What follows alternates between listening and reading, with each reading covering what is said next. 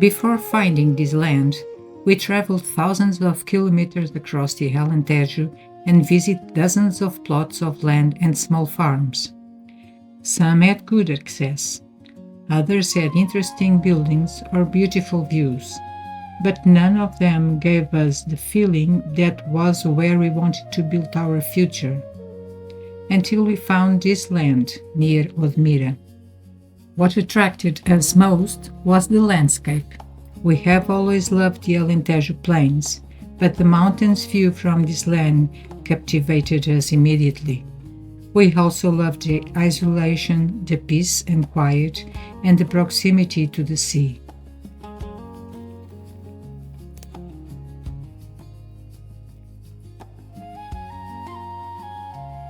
The land had been neglected for many years, but where many people saw hard work, we saw potential. After many months of searching, we finally found a place where we wanted to build the next chapter of our lives.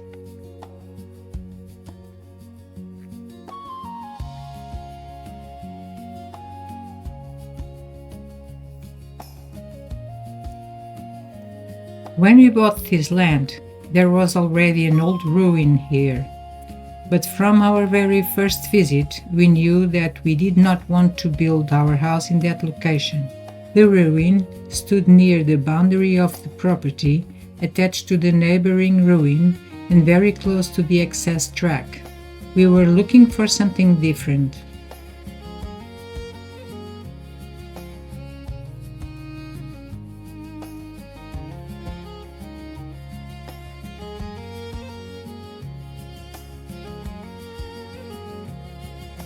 During one of our first walks around the land, we discovered a small clearing halfway up the hillside, facing south and overlooking a magnificent valley. That was the moment we imagined our future home here. However, turning that idea into reality would not be quite so simple. Later, we discovered that the land was divided into different planning areas. Construction was not allowed in two of those areas. Only the agro-silvopastoral zone allowed residential construction. Fortunately, the clearing we had chosen was located within that area. But there was another challenge. Planning regulations do not normally allow a building associated with an existing ruin to be freely relocated. One of the exceptions applies to the farmer's dwelling. As we already intended to develop an agricultural project on the land, we decided to pursue that option. This allowed us to keep the location we had always wanted for our house. There was another important concern for us. We wanted to preserve all the existing trees. The cork oaks and holm oaks are an essential part of this landscape, and we did not want to remove any of them. Fortunately, the location that had captured our imagination on the first visit also met all the necessary requirements. It allowed construction. It did not require the removal of any trees, and it required only limited earthworks.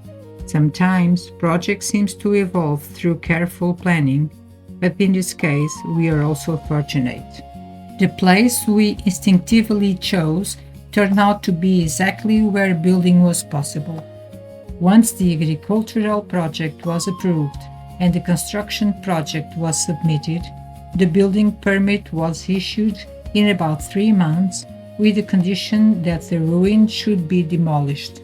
That was when we realized that our dream was finally beginning to become reality.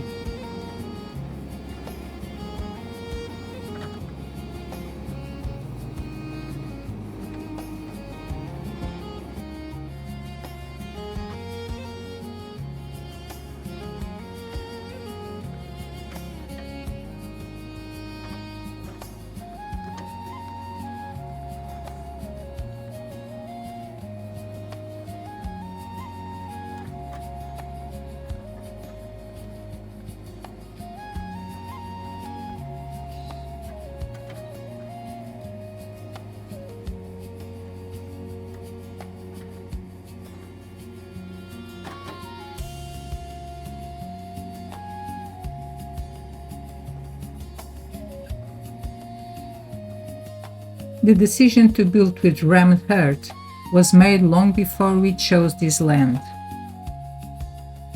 From the very beginning, we knew that this was how we wanted our house to be built. We were looking for a natural, sustainable, and comfortable solution that would blend into the Alentejo landscape. But there was also a cultural reason. Rammed earth has been part of Portugal's history for more than 8 centuries and was once one of the most widely used building techniques in the Alentejo. For us, it was important to help preserve this knowledge and support its revival. We also love its unique appearance. The layers of compact earth create textures and colors that make every wall different, but rammed earth also brought challenges. It is a slow construction method that depends heavily on weather conditions and the availability of skilled workers. The construction was supposed to begin in March, but only starts in October. At the time, we had no idea how significant that delay would become. Throughout the winter, the walls had to be protected from the rain every single day. But nature had other plans. And what happened a few months later became one of the greatest challenges of the entire project. But that is a story for another video. Once the location of the house has been decided, it was time to prepare the land. We tried to interfere as little as possible with the landscape and to preserve all the existing trees.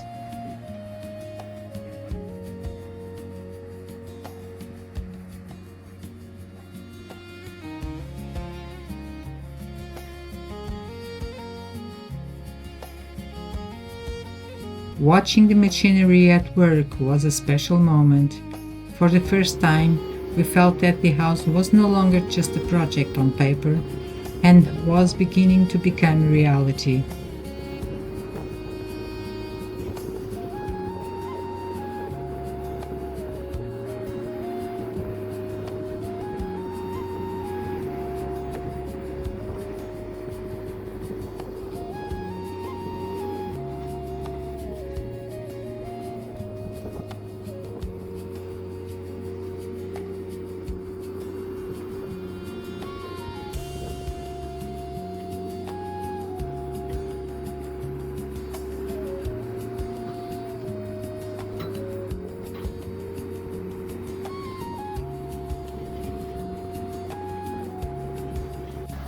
After the earthworks came the foundations.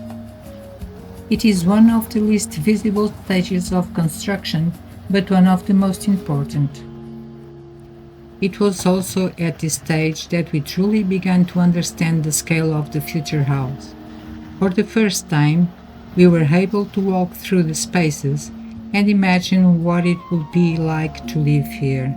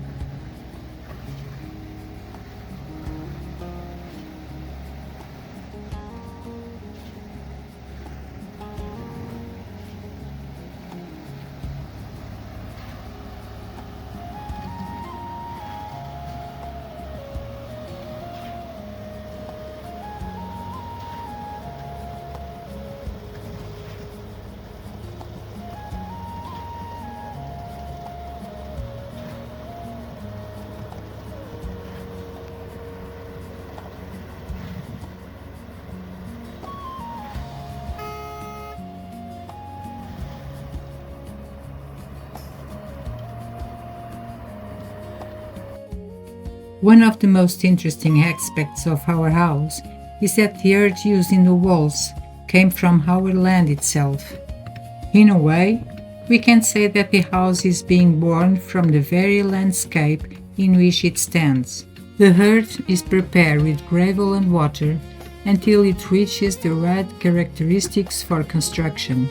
But what impressed us most was the building process itself. The technique is known as rammed earth construction.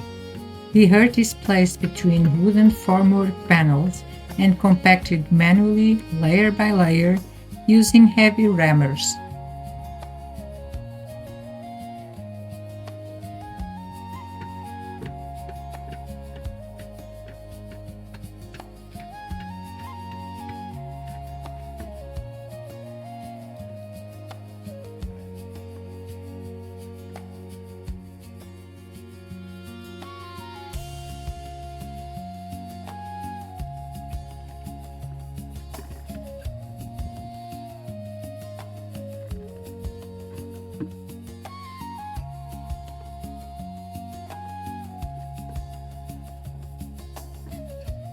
The rhythmic sound of the impacts accompanies the entire process. It is demanding work that requires experience, precision, and physical strength.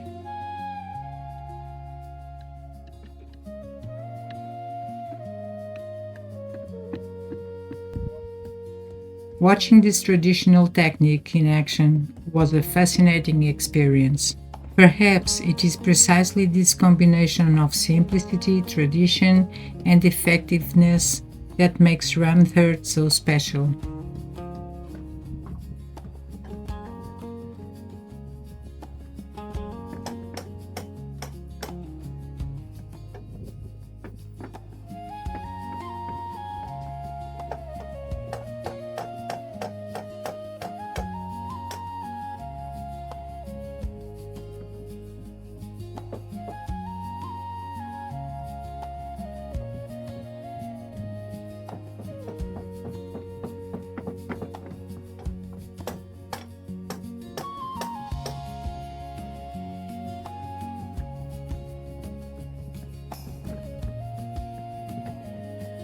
Building this house has been far more challenging than we ever imagined, but it has also been an incredible, rewarding adventure.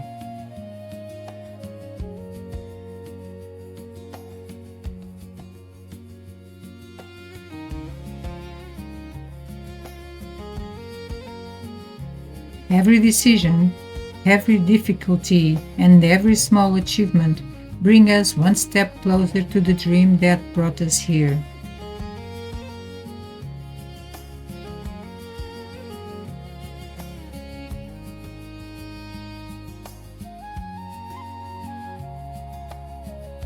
We hope you have enjoyed following this part of our story and learning more about the journey that led us to build our rammed earth house in the Alentejo.